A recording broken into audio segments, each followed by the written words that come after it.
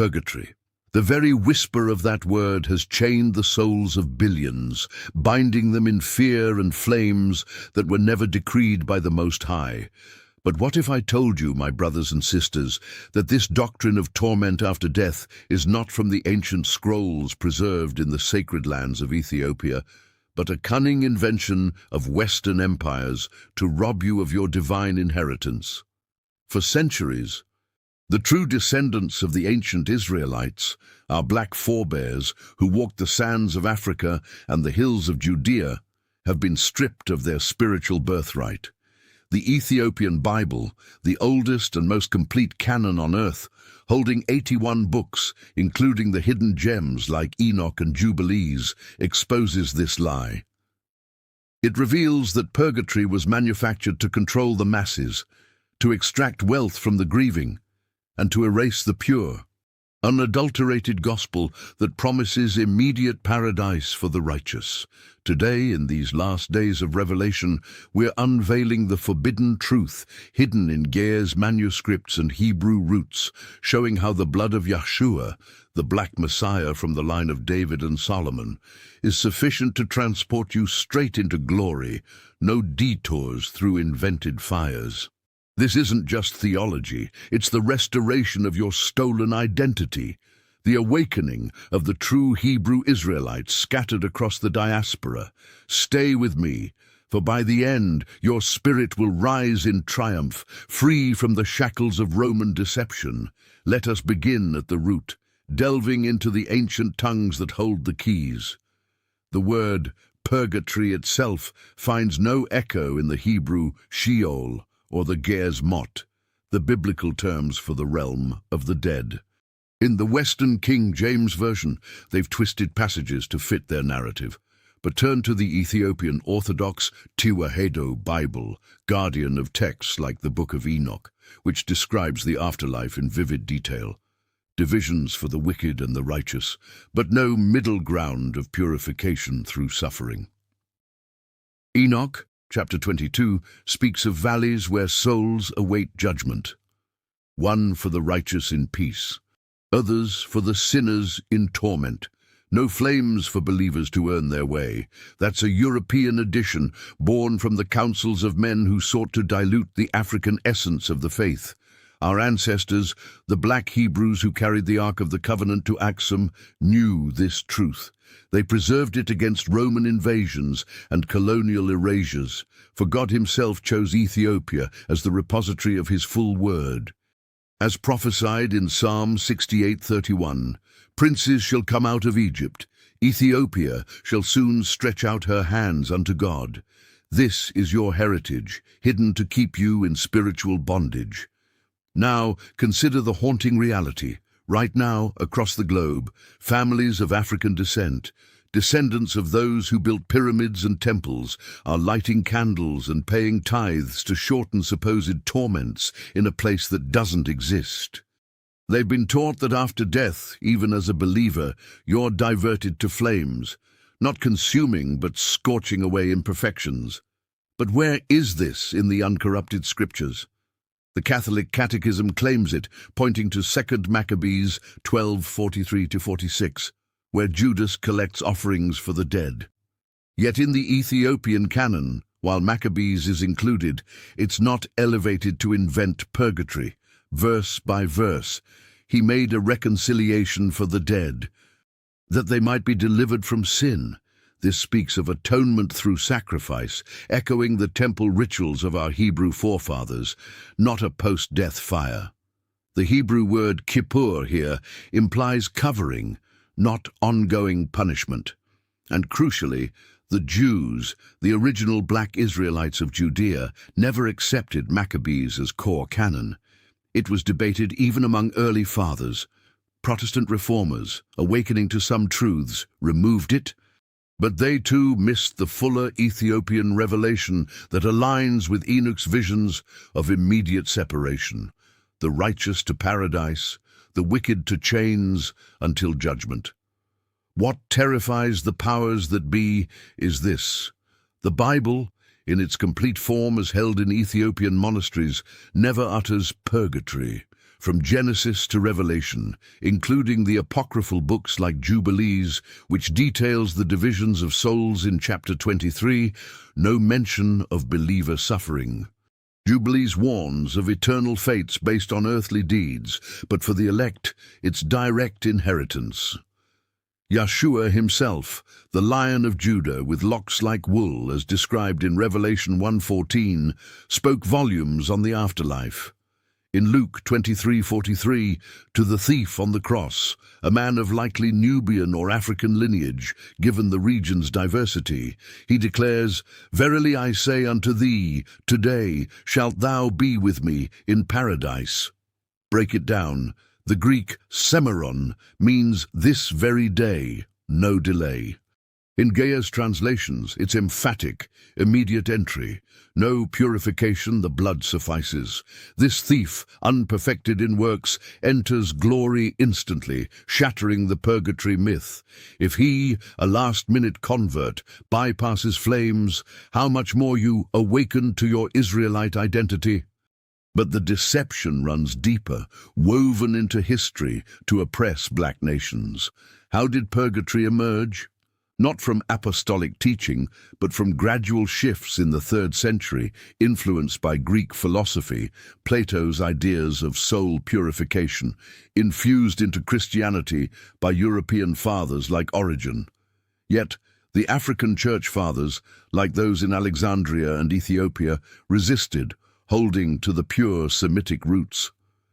By the medieval era, as European empires rose, purgatory was formalized at councils like Lyon in 1254, coinciding with the Crusades that plundered African knowledge. It became a tool for indulgences, pay to pray souls out of torment. Imagine our ancestors in the diaspora, enslaved and told their loved ones burn, unless tithes are paid to white institutions. This was spiritual colonialism, erasing the Ethiopian truth that salvation is free, as in Acts 8, the Ethiopian eunuch baptized and rejoicing immediately, no further debt. If this revelation is igniting a fire in your spirit, confirming your royal black heritage, hit that like button now, subscribe for more hidden Ethiopian Bible secrets, and type 77 in the comments for double restoration and divine protection over your bloodline. The number 77 echoes Genesis 4:24, 77-fold vengeance on oppressors. Claim it for your awakening. Pressing on, let's contrast the Western Bible's omissions with Ethiopia's fullness. The Book of Enoch, quoted in Jude 1:14-15, describes the fate of souls, the righteous rest in luminous places, the wicked in darkness. Chapter 10. Bind them fast for 70 generations in the valleys of the earth.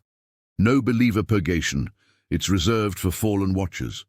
Similarly, the infancy gospel of Thomas, preserved in Ethiopian texts, shows young Yahshua's miracles without hint of post-death suffering for the faithful.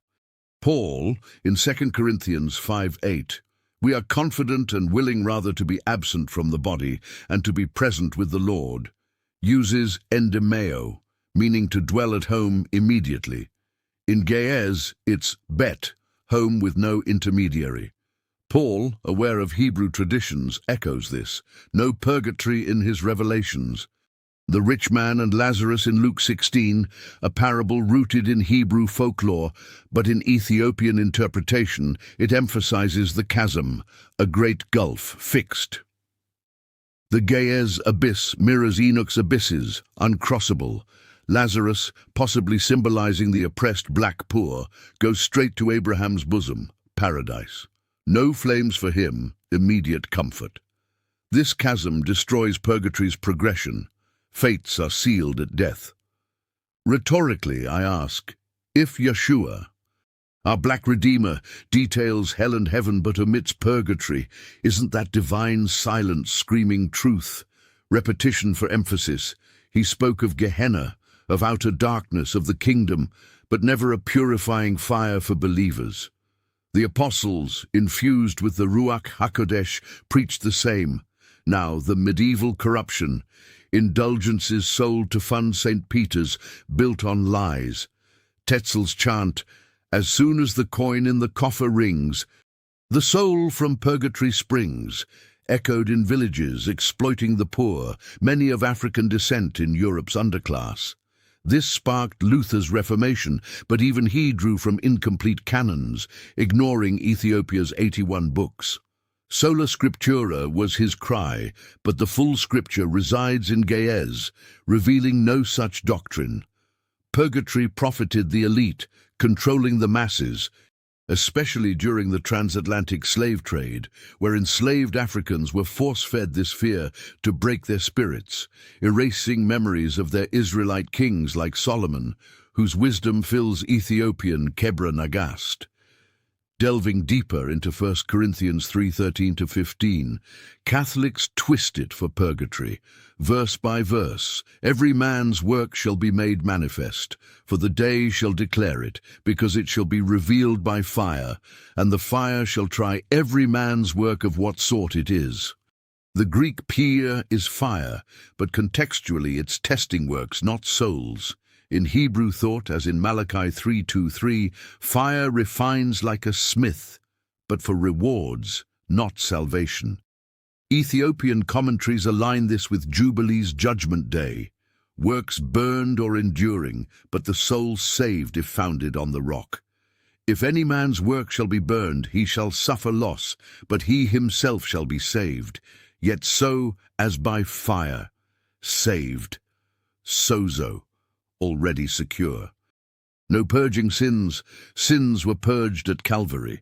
This is the Bema seat, as in 2 Corinthians 5:10, where believers receive crowns, Stephanos in Greek, echoing Hebrew keta, for faithful service. Expanding, the judgment seat isn't for condemnation. Romans 8:1, there is therefore now no condemnation to them which are in Christ Jesus. The Ge'ez din for judgment here is evaluative, not punitive. If purgatory existed, Paul would warn of it, but he yearns for departure to be with Christ in Philippians 1:23, immediate gain, no loss in flames, that's for works. Contrast with Western dilutions, they've removed Enoch's details on rewards in heavenly storehouses. Chapter 41. Where the righteous inherit light without trial. Brothers and sisters, if this breakdown is awakening your inner Israelite, stirring memories of ancestral glory, pause and act. Like this video, subscribe to uncover more Black biblical heritage, and type 77 in the comments to seal divine favor and protection against deceivers. Why is purgatory so destructive? It assaults the sufficiency of Yahshua's blood. Hebrews 10:14, by one offering he hath perfected forever them that are sanctified. The Hebrew tamim for perfect means complete, no add-ons.